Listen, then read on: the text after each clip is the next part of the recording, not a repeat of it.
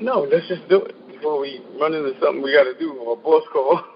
Hey, what's up, everybody? This is Mia Hall. I'm here with What's my up? pop. What's up? Gotta work on that. Yeah, just wait a minute. Mia Hall. No,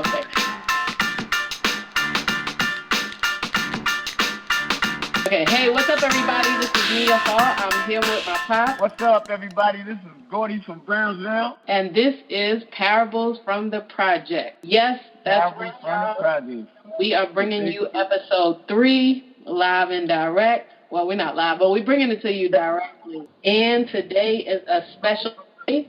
We want to give a big birthday shout out. Shout out to Big Janae, Brownsville. Never ran and definitely never will, so don't mess with her, please.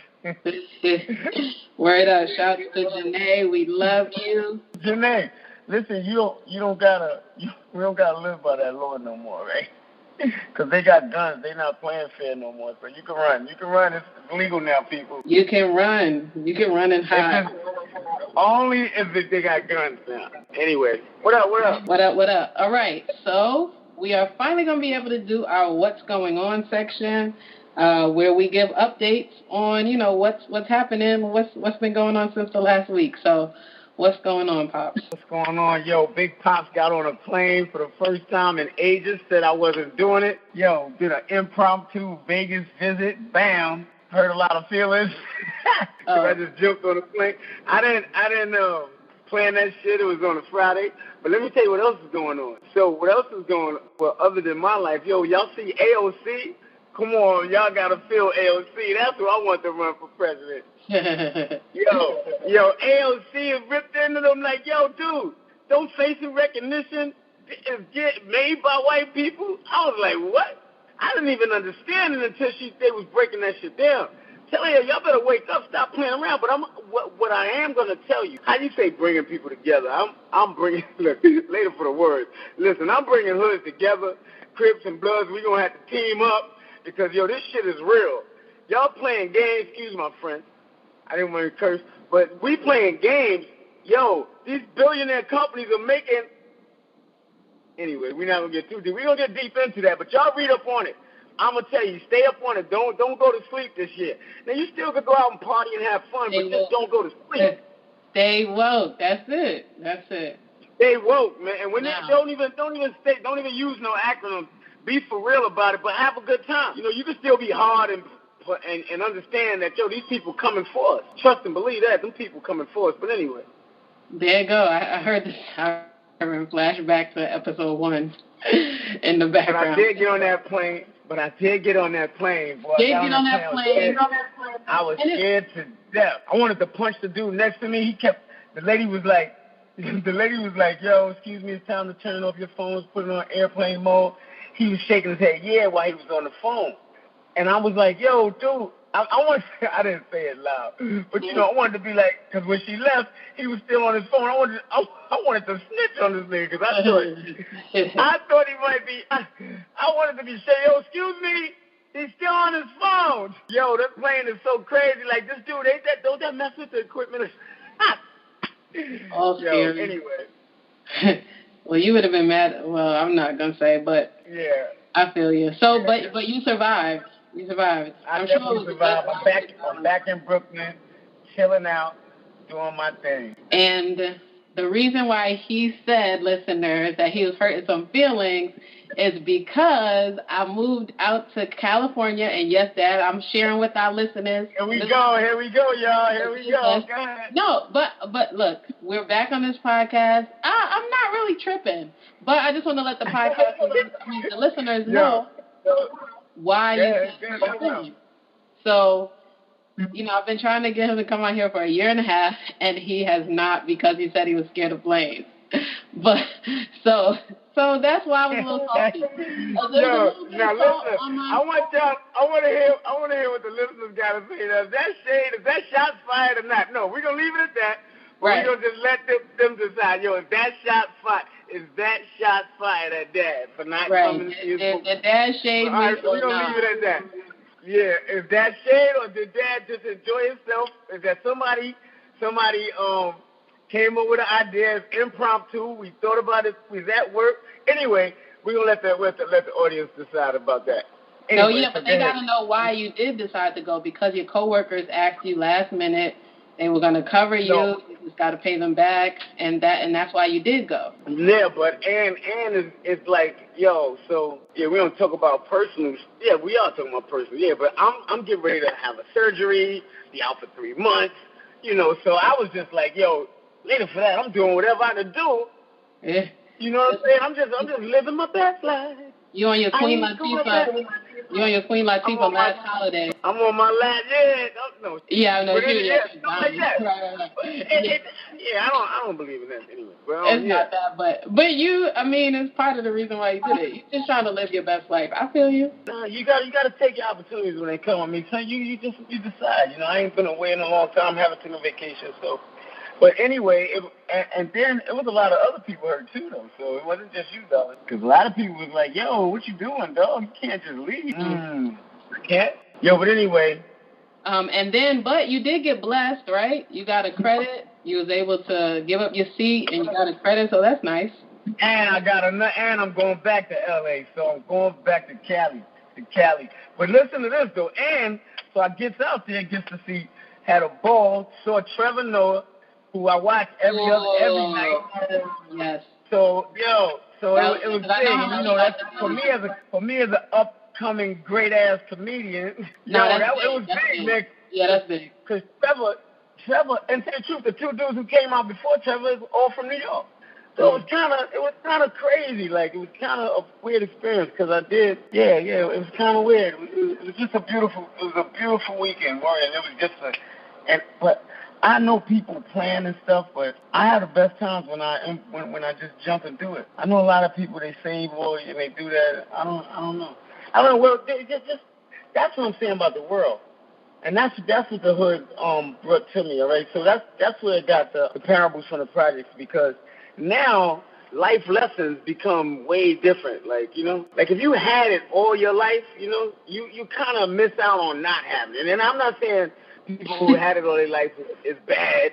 I'm just saying you missed out on some real, like, we had to make up our games, you know, we stole shit, you know, we just did some kid stuff that you don't do no more. And it gives you a deep understanding on what to do and what not to do. Like that's wrong. You know, you grow up and you find out that it's wrong to do. But without that experience, that's why you got privileged kids, you know, just committing these crazy crimes. Like they'll shoot up a school. You know, and he's rich, and you have parents, he'd shoot. Yeah, so who knows what goes through their mind. So you just got to just live your life, man. And I just think if you keep listening to the parables of the projects, you'll understand what I'm talking about. Especially if you any type of I don't like to say religious because I'm not religious, but if you believe in God, or you read some scriptures or whatever it is you do, and you'll see how it lines up. But you just gotta tune in. Got to tune in and see how I got to where I'm at now, and why my mindset is the way it is now. Like, where do I get wisdom from? And I got a GED from Rikers Island, and in '86. So, you know. But anyway. Okay. So for me this week, I'm working from home this week. So that has been an experience. Celebrated my Uncle Brucey's birthday yesterday. Going through a really interesting process with this podcast and learning more about it and listening to different podcasters, seeing what they're doing and things like that. It has been quite an experience. Over the weekend, I went to church. I went to a graduation service, awesome worship service. Did some cleaning, did some planning, which I was happy about. So yeah, that's how I like to spend my weekends when there's no, like, big obligations. Oh, and I went by Soul Nick. It's a big, primarily African-American that happens in the Valley every year. So I went there for the first time. It's really only 10 minutes away from my house. So I got to go over there, check out some cool vendors. Shout out to Amar Noir and all of the other vendors that were out there living their best life. Yeah, it was beautiful. It was a beautiful weekend. So, okay, back to the parables from the projects. And specifically, we're talking about pink houses today. So I said that I would get back to how pink houses basically is where it all started for my dad, or at least where his crime career started. Pink houses is also where I grew up. That's the projects that I grew up in. So, yeah. So, Dad, the last thing you were talking about was the 5%ers, how they were like a big influence on everybody out there because they used to do a lot in the community and, you know, they used to like take care of the kids and things like that. But you said you were kind of not down with it because, you know, they wanted you to give up too many things and they had so many things you had to memorize and all of that. So, yeah, the nation, man, it was a beautiful thing. Like, yeah, they used to give lunches out and stuff, but, you know, some of us wasn't that great at reading and writing. And I'm not saying that, but I'm not saying that you had to be that great because they did. A lot of my friends became some really big readers. I mean, and I can guarantee if you speak to them now, they got great jobs and stuff. So learning to read or learning them lessons, because we didn't care about them other books. So that's all dudes was really reading is those lessons. And them lessons, like dudes, like the older guys made you memorize them, man. You had to know them. Like when they saw you on spot, they'd be like, yo, what's your one, a 20 or something? You know, I couldn't, and you know, I just was like a free spirit. Like I was always everybody's friend, you know, and it started getting cliquish, like gang, it started getting cliquish, right?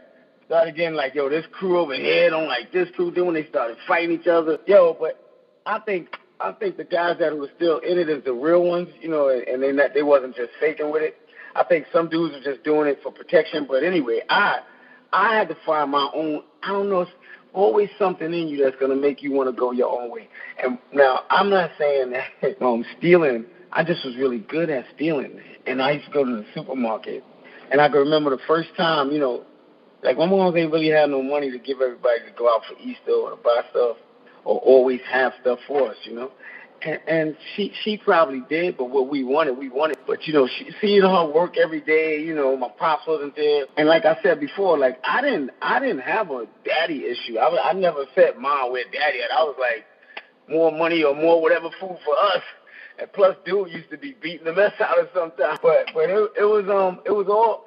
Believe me, trust me, all the beatings and all the lessons I used are the same. That's the same way I treated my kids when I got old. But I just know I didn't never want to leave them. You know, that's another big lesson about Pink House. Is like a lot of people didn't have their pops, but the dudes who did have their pops was like trying to make us play baseball. Like I remember born Melvin, his pops was like the neighborhood dude, and like you know, you had a neighborhood guy take all the kids. He used to take us all out to play baseball, make sure we got back home. He'd feed us.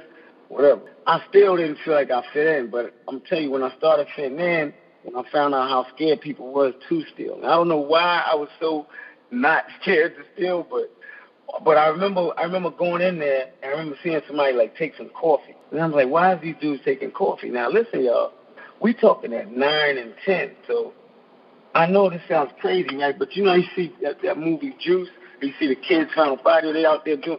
We was out there doing stuff in the lot, just like when I wanted money because I knew money would give me some type of status in my hood because I couldn't really play.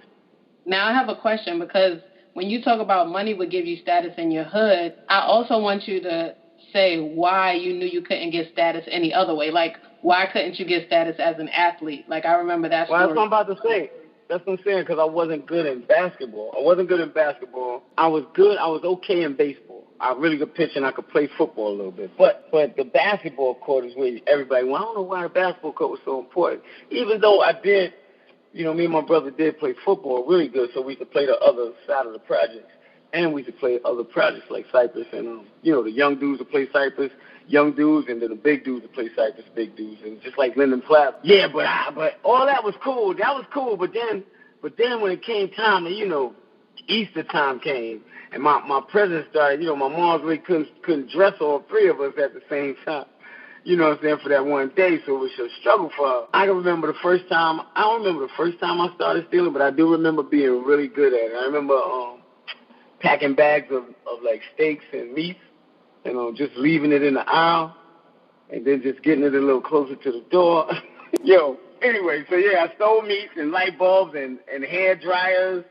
I stole whatever wasn't nailed down out of that supermarket, man. But because I could do it. And I got caught like 10 times, but, you know, if at first you don't succeed, nah. But then, okay, so then I seen this dude named named Rock, right? My man came, so I knew this guy from Brownsville. He was my friend's cousin. He used to come visit. I didn't know what he did, but he always was fly. Always had sheepskins, and I saw how they treated them dudes. I saw how they treated them dudes, and I was kind of fly, because I was stealing meat, getting a little, might get a pair of Converse or something. But these dudes had like Puma Adidas and shit. But anyway, this is like 78. You used to steal the meat and sell it, like steal the coffee and just. Oh yeah. So when you steal a coffee and you steal the meat, you take it to the project, and you go to each door. You're not going to be like, yo, I got coffee, but then you become the guy who all the people know. They know you got stuff, so they be like, you got any coffee? Like, and back in the 70s, shoot, people was buying that shit. They didn't care. Some ladies would be like, listen, I'd be like, I want $5 for the Maxwell house, right? Because I had a big jar, and she'd be like, I'm going to give you $3. Shut up before I go tell your mother. So yeah, I had to. So a lot of them knew me, and they knew my mom.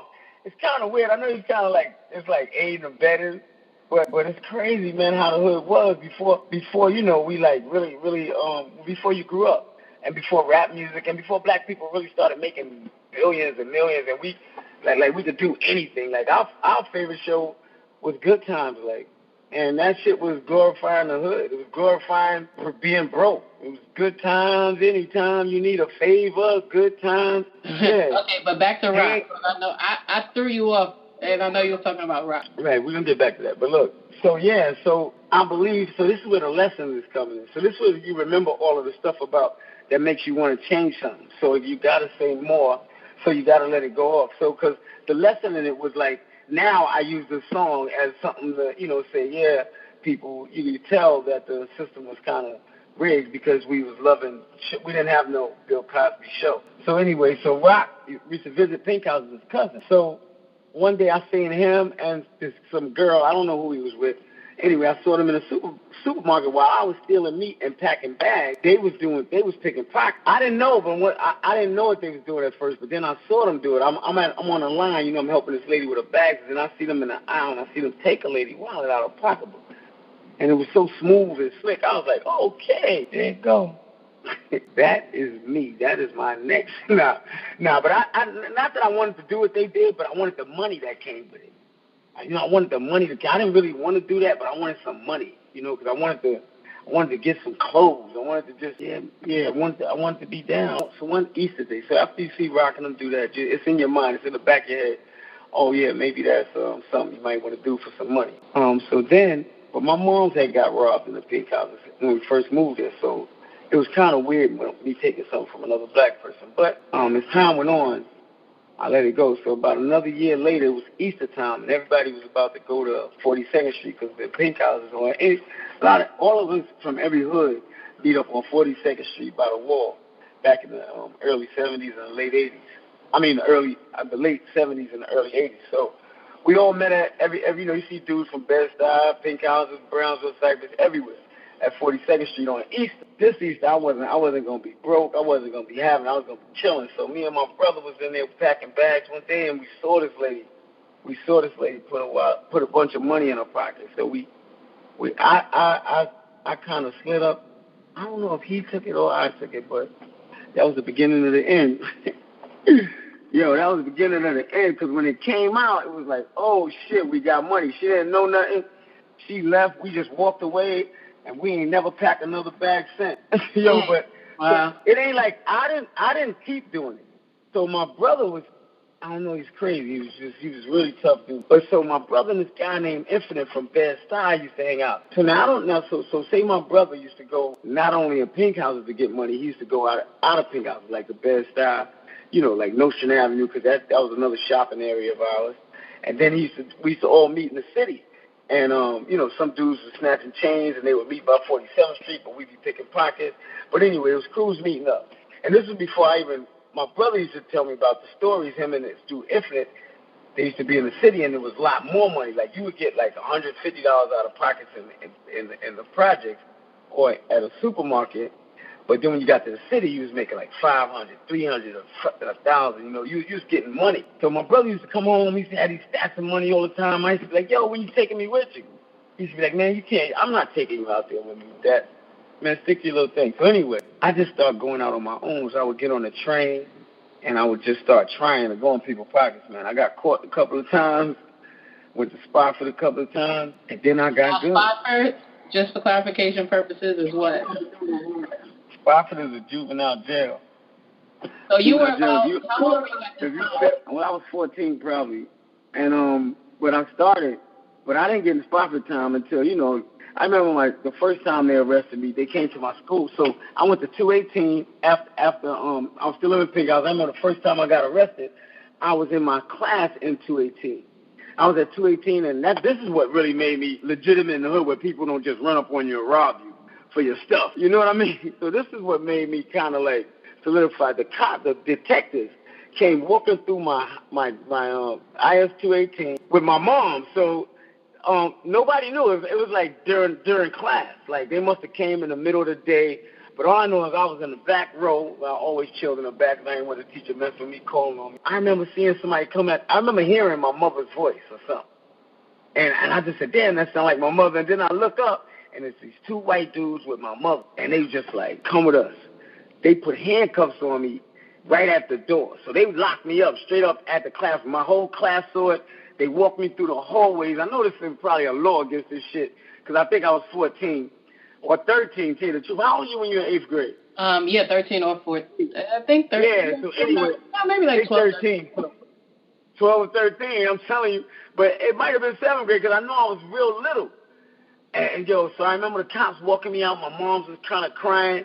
And I remember the cops just, you know, taking me to the precinct. But they was feeling, I ain't gonna lie, these two white dudes were feeling bad for me. These two dudes, I know, because they was like, man, look what you putting your mother through. They was trying to, you know, talk to me. Now, I'm a little hothead back then. So I'm like, if my mom was in here, I'll be like cursing y'all out, because they didn't even say nothing. You know, they just said you got the right.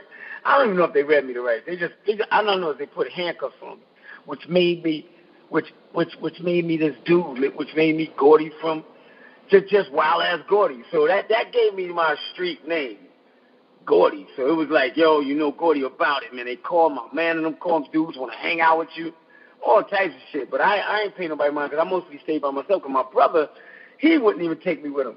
But after that night, then I started hustling more. I started going to the city, getting my own money, and I started coming back. I started boosting out at Macy's and Alexander's and Gimbel's. I started getting all of the best fly shit. But I had to move out of Pink Houses, man. My mom was moving, so I started getting fly Pink Houses, and they actually set me up, my friend. So say Rock, right, is from Brownsville, so he used to just visit out there. He used to come from time to time. We would say what's up or whatever. And then this other dude named Webb used to come out there with Powerful. I'm just trying to make a connection to those steps, like from the coffee to the picking pockets to even getting accepted, being a good pickpocket. So, all right, so before the good pickpocket came to being known for just, I'll do it, you know what I'm saying? I get money in the schools, to moving out of Pink Houses, and then it really taking off. Like I'm gonna use these words, right? Y'all, I'm gonna use these words because this is what I got. Started my career as a hustler. So yeah, so the cops come to the school. Cops bring me out to school. I get back, you know, they take me to the precinct. They talking to my mother. They saying, yeah, well, we're gonna try to save this kid. They're gonna hold court. They're gonna get the lady that I robbed, and they're gonna bring her to the precinct if she's agreed not to press charges and just talk to me. You know, try to talk it out of me at a young age. So they brought me to the precinct, held court in the precinct, just the officers, my mother, and the lady who I robbed. So, yeah, of course, I sat there. It was like, oh, I'm sorry. I'll never do it again. But, of course, when I got back to school 2 days later, no matter of fact, I got suspended. So when I got back to school, like a week or 2 weeks later, whenever I got back, yo, I ain't even going to lie, man. Girls, guys, yo, everybody wanted to just hear me speak. Like, it was not just to hear me speak, but just was like, yo, what's up, Gordy? Like, yo, it was crazy. It was just like, it was bananas, man. I know how we think we really rehabilitating our kids, but sometimes that's what a kid wants, you know, the jail time. Anyway, yeah, so I kind of got a name in Pink Houses. Now, I wasn't a great fighter, as we all know, as the story, as through these podcasts, you'll understand how many fights I lost. So these guys, so I did start getting some name where people wanted to take my stuff. So I started wearing jewelry, but, you know, but other people always came in to help. So say like the older dudes, like this dude named Powerful and Big Roll was like the big dudes out there. So like when they heard somebody was messing with Gordy, them dudes was like, yo, hell no, ain't nobody doing shit to Gordy, you know? Then I had this dude named Shamel I used to roll with him a little bit, and then my man T, would never let nobody fuck with me. Not that I was scared of people, but it's just that, I wasn't a great fighter. But anyway, it's a lot of pink houses. I don't think I can leave pink houses because now we talking about after that arrest. Because after that arrest, shit changed. I mean, things changed dramatically. I know it sounds crazy, y'all, but yeah, I think as a 13-year-old, it changed a lot. But then I started learning how to get money and, what blocks not to go down and how to look out for police. Then I started learning how to do drugs. And so a lot of stuff came out of that. And I know it sounds like I'm glorifying this, but you're going to hear when you get to me, with my down days when I was damn near dead off of drugs, when I was, living on the streets, you know what I'm saying? So it gets bad. Anyway, so I'm just telling you what happened. I want you to get a real understanding of what the freak I was really doing for years. I mean, this is from 13, I think, the first documented record. I don't even know if I could pull up my Spotify records. It was probably, 13. But anyway, so I'm getting all this recognition. So it's just like a rapper. He drop his first record. People think he hot. And then he move around. Then he meet somebody like Jay-Z. He do a record with Jay-Z. So that's just like me. So I started hanging out in Brownsville. Because I knew Rock and I knew Wiz. And, them the first two dudes I started hanging with in Brownsville. Before my mom's moved to Flatbush, then it was just me and Wiz. And Flatbush was a whole nother thing because they had Chinese people with fruit stands, and there was a whole bunch of money to be made out there. But anyway, pink houses is what started it, but I was so young out there, and them guys, my friends really kind of flipped on me. They kind of let these dudes. The weirdest part about it is that one time I came off a lot of money, and, I gave my friends money. They was at my door. They heard about it, gave some of them some dollars, whatever. But the next day, me and my brother go shopping. When we came back from shopping, the whole project, not the whole project, but, all the dudes who really hang out in the project, who you name dudes were standing in front, and we thought they was coming to cheer us on and shit, The motherfuckers had brought somebody from Brownsville who was one of my good friends right now. This is why I never understand how people shoot. This is another parable. I don't know why people kill people, because you'll see them later on in life. Anyway, this dude's a real good friend of mine now, but he actually robbed me when I was 13. And because he lied and said the person I robbed, my friends must have got together and knew somebody from Brownsville, not the Rock and Web dude, but this other kid from Brownsville. Then I learned how grimy your friends can be.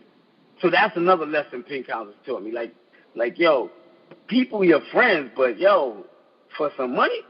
And you're talking in 1978 or some shit. So if they, now you see it right out front, but you talking back then, like I thought they was with me, but they would, yeah. But anyway, the guy robbed me, whatever. Me and my brother, he put us in the hallway, pulled out a knife. He's like, yo, that was my mother you robbed. You know what I'm saying? We was like, yo, we didn't know. He was like, yo, go get the stuff. We was like, yo, we bought all clothes with the money. And we bought some weed, I think. He said, yeah, well, give me that. The nigga took that shit, and all but my friends from Pink Houses is standing right there. It's like right out, like, yo, y'all, that was his mother. Like, they co-signing this dude coming from Brownsville to Pink House. So that's when I knew I had to get out of Pink House. And lo and behold, look, I'm saying God, but I had, because they would have killed me because I started getting too much money. So my mom's moved out of Pink Houses. And I'm going to tell y'all, it's so crazy that I'm saying, I'm going to speak it like this, because it's other dudes that were selling drugs back then too, which made 9 times more than me. But it's just that at that age, we still went to the same clubs. Things didn't cost that much. So my mom comes to us one day and says, listen, yo, I found an apartment in Flatbush. We're moving next week or some shit. And I was like, yes. Me and my brother was so happy, because we knew some of our friends was just really hating. I had to sneak my clothes in the building some nights, man. My brother was fighting. He didn't give a freak. But I didn't want the drama, man. I had started meeting dudes from Bed-Stuy. I started hanging out in other places, and I would come home late at night. I started hanging out at the zoo, in Bed-Stuy, and I met a bunch of other dudes. So that was Pink Houses. It started getting too hot, and you had to start sneaking into places. Sneaking home, with your clothes and with anything that you got, because, you were coming up and people were trying to get you. But then, lo and behold, thank God, your mom said, look, we're moving to Flatbush. And so I think that would be a perfect transition for us to talk about your transition into Flatbush on the next podcast. Well, I'm going to tell you something. I'm going to give you a little secret about the next podcast. So we moved to Flatbush, but I lived in Brown. That's the weird shit about the Flatbush story. But you'll hear it. The next time you hear this, the Flatbush story is going to actually be the Brownsville story because I lived at Rock House as a kid, at App House first as a kid, and then Rock House. And that's where the heart came from. Brownsville is where the heart, well, I guess Flatbush / Brownsville is where your heart came from? Flatbush, it was all Brownsville. I'm going to tell you, well, next time will hear. Look, you too will hear. If you tune in to the next podcast, you too, Mia, will hear what really happened and how I really got out of Flatbush. Bet, can't wait till next week. So the thing about these podcasts, Mia, we're gonna have to do, and audience, these are new. I understand we're gonna have to. I wanna. We probably go back over all of the things and pinpoint. So this is what I'm saying to the public. We're gonna go back over all the stuff I'm talking about, but we really want you to hear it before it goes away. Before I forget or before we get into another thing. So we're gonna pinpoint all of the lessons, all of the things, all of the reasons why we call it parables. Because during these times, the things happening to me in pink houses could have been way worse if it wasn't for this dude walking up at this time. And and I'm gonna tell all the stories, even with me in Spotfit, even with me in Ragged Island, all the time some angel came out the way, even in the work area, even as I'm working. Like I was a janitor, and somebody came and said, "No, you're not a janitor no more." I didn't ask to be a manager. Then somebody came in and said, "No, you're not a manager, you're a director." So the parable part of it, you're gonna have to hear because I'm sitting here, living here, telling you this story. So it's gonna be crazy. I'm telling y'all, it's gonna be crazy. You listen up, and if you would comprehend and just take out the curses and take out the bad grammar or language, or bad sentence structure, and try to get the gist of this story, you can tell somebody that you know somebody that really did it. Okay. I still think, a parable of the day is to just recognize your surroundings, right? For sure. And you have to be careful. You just got to recognize help. Like, say if you're walking down the block and you see if you see a crowd, or if it's a lot of feelings you got, man. And then there's a lot of people that God got out here. Like outfield, I call it angels in the outfield that's looking out for us. But if you don't take the hand, or if you don't sometimes ask for help, it just ain't going. And yeah, that's a deeper situation. But anyway. No. Our parables from the project's person of the day today is going to be Janae for sure. Big birthday shout out. But I also always like to end with saying thank you to all of our listeners for tuning in. Follow us on social media. I'm at Mia_Hall19. My dad is gorgeous, Gordy9. And you can also look for episodes at miahall19.com/podcast. We love when you post your screenshots of the podcast episode and share it on IG stories. Thank you to everyone who's left a review. If you haven't yet, make sure you do that on iTunes and send us feedback. We're on Facebook as well, so you can find us there.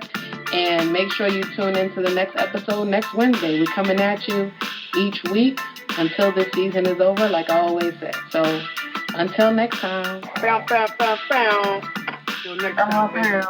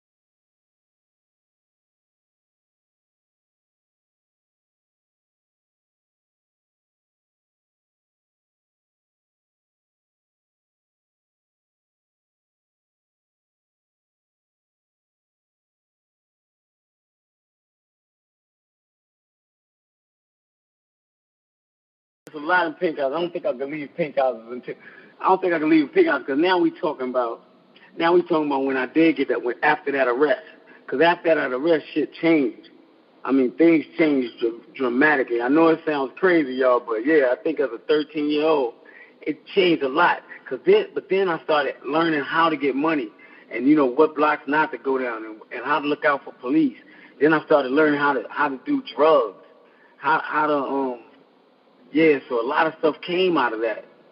And I know it sounds like I'm glorifying this, but you're going to hear when you get to me, with my down days, when I was damn near dead off of drugs, when I was, living on the streets, you know what I'm saying? So it gets bad. It gets that anyway. So I'm just telling you what happened. I want you to get a real understanding with my mom. So nobody knew. It was like during class. Like they must have came in the middle of the day. But all I know is I was in the back row. I always chilled in the back. I didn't want the teacher mess with me, calling on me. So I remember seeing somebody come at. I remember hearing my mother's voice or something. And I just said, damn, that sounds like my mother. And then I look up, and it's these two white dudes with my mother. And they just like, come with us. They put handcuffs on me right at the door. So they locked me up straight up at the class. My whole class saw it.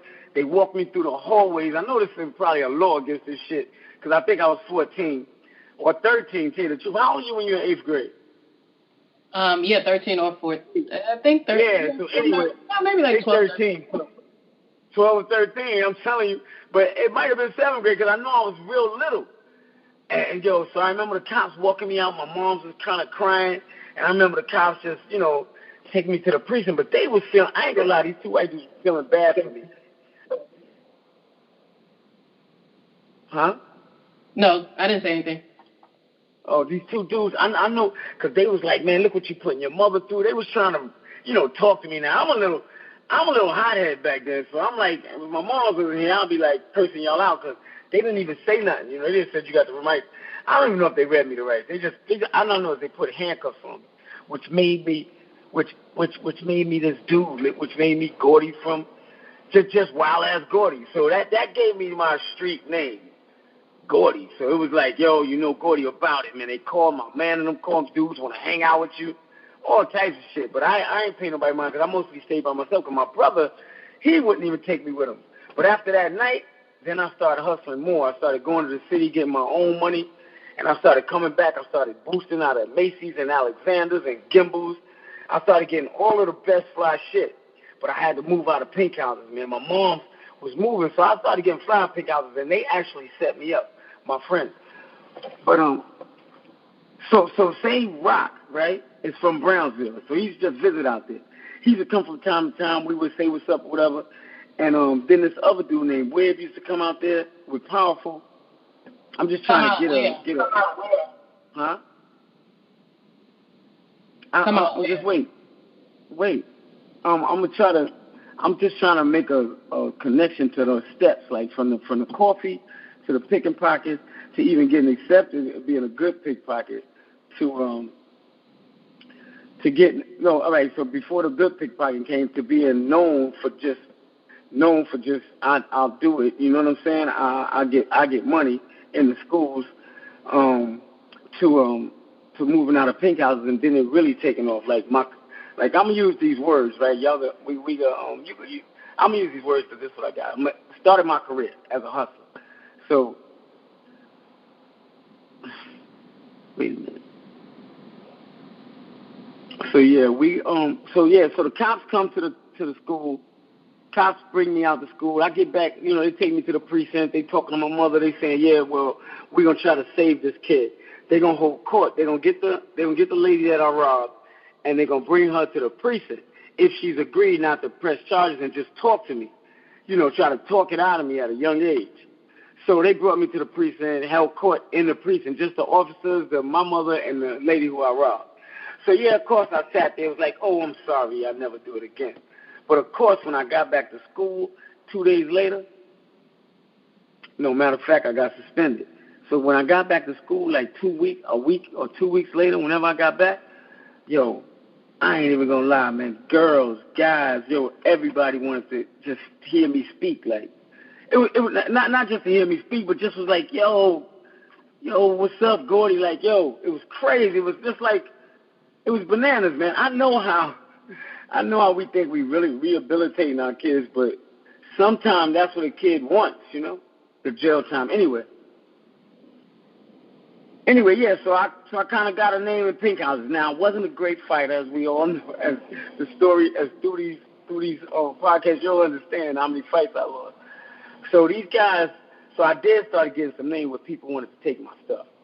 So I started wearing jewelry, but, but other people always came in to help. So say, like, the older dudes, like this dude named Powerful and Big Roll was, like, the big dudes out there. So, like, when they heard somebody was messing with Gordy, them dudes was like, yo, hell no, ain't nobody doing shit to Gordy, Then I had this dude named Shamel, like I used to roll with him a little bit, and then T, my man T, would never let nobody fuck with me. Not that I was scared of people, but it's just that, I wasn't a great fighter.